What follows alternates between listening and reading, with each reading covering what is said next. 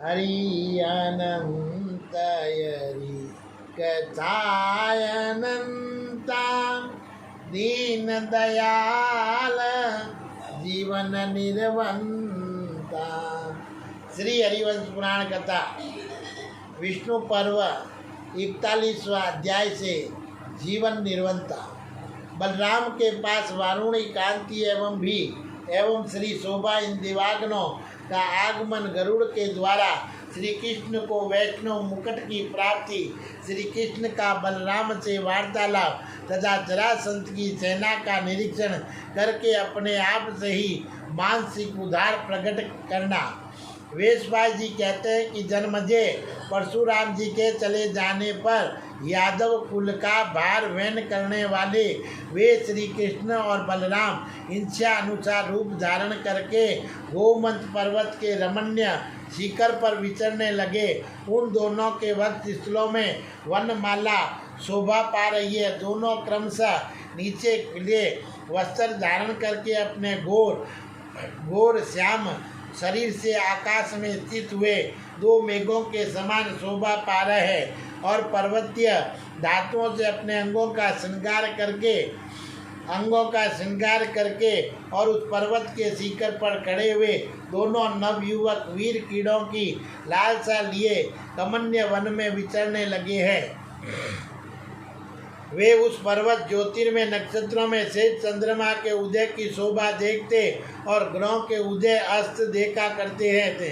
एक दिन परम पराक्रमी श्रीमान सन कृष्ण श्री कृष्ण के बिना ही उस पर्वत के शिखर पर विचर रहे थे। वे स्वयं भी पर्वत के समान प्रतीत होते थे। घूमते घूमते एक खिले हुए कदम की मनोर छाया में बैठ गए। उस समय कदम की मधुर मंद गंध से वासित वायु उन्हें सुखपूर्वक व्यंजन डुलाने लगी और वह मंद मंद वायु बहकर सब बलराम जी की सेवा कर रही थी। उस समय उनकी घ्राणेन्द्रियों में मधु का स्पर्श करके आए हुए सुगंधित समीर ने प्रवेश किया। उस समय उनके भीतर वारुणी मधु या अमृत की तृष्णा का आवेश हुआ। फिर तो दूसरे दिन मतवाले पुरुष की भांति उनका मुंह सूखने लगा। उन्हें पूर्व काल में किए गए समृद्ध पान का स्मरण हुआ। वे तृषित होकर उस अमृत की खोज करने लगे। तब उन्होंने उस वृक्ष की ओर देखा। वर्षा काल में उस खिले हुए कंदब पर जो मेघों का बरसाया हुआ जल गिरा था वह उसके कोटर में मनोवर सुधा के रूप में प्रकट हो गया। बलराम जी का हृदय प्यास से घबरा उठा था। वे पिपासा पीड़ित पुरुष की भांति उस अमृत को बार बार पीने लगे। उसको अधिक पी लेने के कारण उन पर मोह नशा सा छा गया और जिससे उन प्रभावशाली का शरीर कुछ लड़खड़ाने सा लगा। तो मधु से मत हुए बलराम का मुख कुछ झूमता सा प्रतीत हुआ। नेत्र किंचित चंचल उठे। उस मुख की प्रभा शरतकाल के चंद्रमा की भांति सुशोभित होने लगी। वह मधुमयी सुधा कदम के कोट में उत्पन्न हुए थी, इसलिए कादम्बरी नाम से विख्यात हुई। वह मूर्तिमती वारुणी प्रकट हुई थी और जो देवताओं के लिए भी अमृत पैदा करने वाली है। श्री कृष्ण के बड़े भाई को कादम्बरी मधु या अमृत के नशे से स्पष्ट बात बोलने में असमर्थ जान तीन प्रियवादिनी देवाग्नि उनकी सेवा में उपस्थित हुई। एक तो मादक मधु या अमृत की अधिष्ठात्री देवी जिन्हें वारुणी कहते हैं और मूर्तिमती होकर प्रकट हुई। दूसरी चंद्रमा की प्रिय कांति की अधिष्ठात्री देवी थी और तीसरी श्री देवी थी जो सर्वश्रेष्ठ स्त्री मानी जाती थी और उसके ध्वज में कमल का चिन्ह है और वे देवी सर्व ही साथ हाथ जोड़े हुए रोहिणी नंदन बलराम की सेवा में उपस्थित हुई थी। और वारुणी के साथ उन्होंने मंद वियल बलराम जी से इस प्रकार कहा। पहले वारुणी बोली, देव लोकेश्वर बलदेव, आप देवतियों की सेना पर विजय प्राप्त करें। मैं आपकी प्राण बल्लभ वारुणी सेवा में उपस्थित हुए निर्मल मुख वाले देव मैं आपको बड़वान नल के समीप पाताल में शेष रूप से नित्य विराजमान जानती थी, किंतु इस समय भूतल में अवतार लेने के कारण वहाँ से अदृश्य हो गए। ऐसा सुनकर वे पुण्यहीना नारी सी आपकी खोज में सारी पृथ्वी पर भटक रही थी। अजय वीर, मैंने पुष्प समूहों से अनुलिप्त हुए केसर में निवास किया है, फूलों के गुच्छों से सुशोभित वासंती लताओं में वास किया है। मेरे लिए प्यास से हुए आपकी खोज करती हुई मैं अपने रूप को छिपाकर वर्षा काल में कदम वृक्ष के भीतर लुक छिप कर रहती आई हूँ। मुझे आपके मुख का निवास ही विशेष प्रिय है। निष्पाप बलराम, जैसे पूर्व काल में अमृत मंथन के समय पूर्ण योग से युक्त होने पर मेरे पिता वरुण ने मुझे आपके समीप भेजा था, जैसे समुद्र में और पाताल में मैं आपके पास रही हूँ, उसी प्रकार इस समय भी आपकी सेवा में उपस्थित हूँ और चाहती हूँ कि आपके द्वारा मेरा उपभोग हो, क्योंकि मेरे हृदय ने आप ही को अपना स्वामी माना है। अनंत आप मुझे डांट बताएं तो भी मैं आप अनंत का परित्याग नहीं करूंगी। देव, मैं समुद्र में रहने वाली के योग्य नीले रंग की रेशमी साड़ी पहनकर आदि पद और पदचिन्ह दिव्य कर्ण भूषण धारण कर आपकी सेवा में आई हूँ। आपके बिना मैं दूसरी किन्हीं लोगों का सेवन करना नहीं चाहती। वारुणी के बाद कांति देवी सन कृष्ण की सेवा में उपस्थित हुई और उसका कटी प्रदेश मन से कुछ कंपित हो रहा था और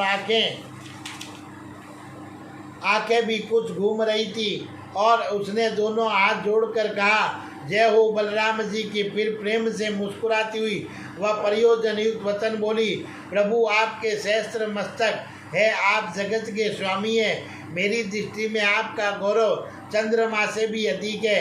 मैं भी वारुणी की भांति आपके निजी गुणों से आकृष्ट हो आप में नुरक्त हो गई हूँ, इसलिए आपकी सेवा में उपस्थित हूँ।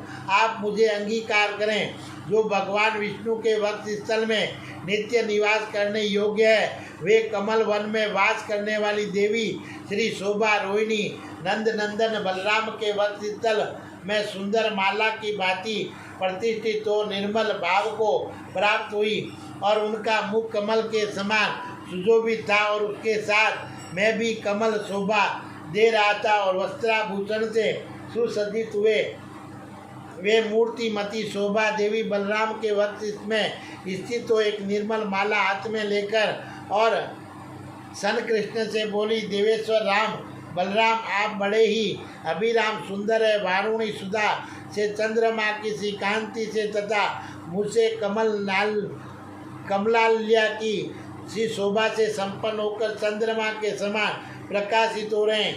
आप सहस्त्र सिर वाले अनंत देव के मस्तक पर जो सूर्य के समान उद्भासित होता है, वह मुकुट समुद्र से निकालकर मैं यहाँ ले आई हूँ। यही है वह मुकुट और इसके सिवा व्रजमणि हीरे से विभूषित एक स्वर्ण में कुंडल भी लेती आई हूँ, जो आपके एक कान का दिव्य भूषण है। ये आदि पद और पदाक्ष कहलाते हैं और जो समुद्र में ही मिल सकते हैं, समुद्र में मिल सकते हैं। ऐसे कितने ही नीले रंग के रेशमी वस्त्र अथवा आपकी इच्छा से अनुरूप नील कोशीय वस्त्र तथा ये 3 तरल हार जो समुद्र में ही विद्यमान है था, मैं आपके लिए लाई हूँ। आप इसे सादर ग्रहण करें। देव, ये सब आपकी पुरातन भूषण सामग्री ऐसे ग्रहण कीजिए। महाभाव, ये आपके भूषण ग्रहण करने का समय है। आपसे ही इन भूषणों की शोभा है, उनसे आपकी नहीं। वह अलकार तथा उन तीनों देवागनों को ग्रहण करके बलदेव जी शरत काल के चंद्रमा की भांति शोभा पाने लगे। तदंतर वह नील कमल और मेघ के समान श्याम कांति वाले श्री कृष्ण के साथ मिलकर और ग्रह युक्त चंद्रमा के समान सुशोभित होने लगे। उस समय उनको बड़ी प्रसन्नता प्राप्त हुई। वे दोनों भाई जैसे घर में बैठे हो उस समय बातचीत करने लगे और इसी समय विंतानंदन गरुड़ बड़े वेग से विशाल मार्ग में थे करके वहाँ आए और तेजस्वी गरुड़ उस समय एक संग्राम से छूटकर आए थे। देवतियों के प्राणों के तीनों समय भी अनेकों अंगों में अंकित थे और वे देवताओं की विजय चाहने वाले तथा दिव्य पुष्पों की माला और दिव्य चंदन धारण करने वाले थे।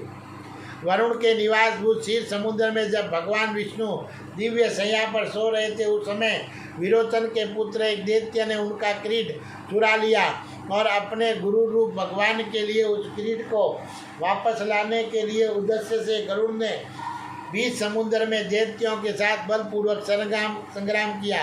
भगवान विष्णु के उस किरीट को दैत्यों के हाथ से छुड़ाकर पक्षियों में सेठ गरुड़ बड़े वेग से देवताओं के निवासभूत आकाश में उड़ गए। उन्होंने देखा मेरे स्वामी विष्णु दूसरे कार्य से इस पर्वत पर पधारे हैं। वे उस समय उस प्रकाशमान किरीट को कीड़ा पूर्वक अपनी चोंच में लटकाए चले रहे थे। गिरिराज गोमंत के शिखर पर विराजमान मानव रूपधारी विष्णु को प्रकाश और चेतों से रहित तथा मुकुटहीन देख उनके मानसिक भावों को समझने वाले पक्षियों में श्रेष्ठ गरुड़ ने आकाश में स्थित होकर बड़े हर्ष के साथ उन श्री विष्णु के स्थित होकर बड़े हर्ष के साथ उन श्री विष्णु के सिर पर वह मुकुट डाल दिया। वह मुकुट श्री कृष्ण के मस्तक पर गिरा और इस प्रकार बैठ गया मानो किसी ने पहना दिया हो। मस्तक के स्थान पर निश्चित रूप से आबद्ध होकर और उस संकट मुकुट ने भगवान श्री कृष्ण की शोभा बढ़ा दी। जैसे दोपहर के समय मेरू के शिखर पर सूर्य देव को प्रकाशित होते, उस प्रकार वह मुकुट भी देदीप्यमान हो रहा था। गरुड़ के प्रयोग से मुकुट को मस्तक पर आया हुआ जान श्री कृष्ण को मुख प्रसन्नता से खिल उठा और वे बलराम जी से इस प्रकार बोले, भैया इस पर्वत पर हम दोनों के लिए जिस प्रकार युद्धो उपयोगी वेश भूषा की रचना कर दी गई है, इससे यही अनुमान होता है कि देवताओं का कार्य एवं प्रयोजन शीघ्र ही सिद्ध होना चाहता है। इसमें संशय नहीं है। जब मैं महासागर में सो रहा था, उस समय विरोचन का पुत्र इंद्र का सा रूप धारण करके वहाँ चला गया और जब मैं शेष शैया से उठकर यहाँ आ गया, तब वहाँ गरा रूप धारण करके वहाँ से मेरा मुकुट उठा लाया। वही मुकुट गरुड़ उसे छीन लाए और उन्होंने इसे मेरे मस्तक पर रख दिया। निश्चय ही राजा जरासंध अब बहुत निकट आ गया, क्योंकि वायु के समान वेग वाले रथों की ध्वजों के अग्रभाग दिखाई दे रहे हैं। आर्य विजय की अभिलाषा रखने वाले राजों के ये चंद्रमा जैसे श्वेत कांति वाले सुसज्जित छत्र प्रकाशित हो रहे हैं। इनकी संख्या परिमिति है और राजों के रथों पर विराजमान जो ये श्वेत वर्ण वाली ऊंची छत्र पंक्तियां हम लोगों की ओर बढ़ी आ रही है, ये आकाश में उज्ज्वल हंस और पंक्तियों के समान सुशोभित होती है और इन निर्मल प्रभाव वाले शस्त्रों की चकमक से आकाश का मुख भी उज्ज्वल एवं प्रकाशित हो उठा है। शस्त्रों की ये दीप्तियाँ सूर्य देव की किरणों से मिलकर दसों दिशों में विचरती ही प्रतीत होती है। निश्चय ही सम्रागण में भूमिपालों द्वारा मुझ पर चलाए गए ये समस्त अस्त्र शस्त्र नष्ट हो जाएंगे। राजा जरासंध ठीक समय पर आया है। ये हम लोगों के युद्ध के कौशल की कसौटी है तथा सम्रागण का पहला अतिथि है। आर्य हम दोनों साथ रहें। राजा जरासंध के आगे आने से पहले अभी हमें युद्ध आरंभ नहीं करना चाहिए। जब तक वह नहीं आता हो तब तक हम उसके बल का विचार कर लें। ऐसा कहकर श्री कृष्ण स्वस्थ भाव से संग्राम की इच्छा रखकर और जरासंध का वध चाहते हुए उसके सैनिक बल का निरीक्षण करने लगे। उन सब राज्यों का निरीक्षण करते हुए अविनाशी यदुकुल तिलक भगवान श्री कृष्ण स्वयं ही अपने आप से कहने लगे, अहो दिव्य लोक में देवताओं के साथ बैठकर जो गुप्त मंत्रणा की गई थी उसके अनुसार ये भूमिपाल राजोचित मार्ग पर स्थित है। ये शास्त्र विधि से संग्राम में विनाश को प्राप्त होंगे। मैं तो समझता हूँ कि मृत्यु ने रण यज्ञ में आहुति देने के लिए इन श्रेष्ठ राज्यों का प्रोक्षण कर लिया है। इनके स्वर्गगामी शरीर अभी से प्रकाशित हो रहे हैं। ये पृथ्वी इन राज सिंहों के सैन्य समूहों से पीड़ित हो इनके भार से थककर जो देवलोक में गई थी वह इसका जाना उचित ही था। अब थोड़े ही समय में ये भूमंडल के इन समूहों से खाली हो जाएगा और आकाश भर जाएगा। बोलिए श्री कृष्ण भगवान की जय।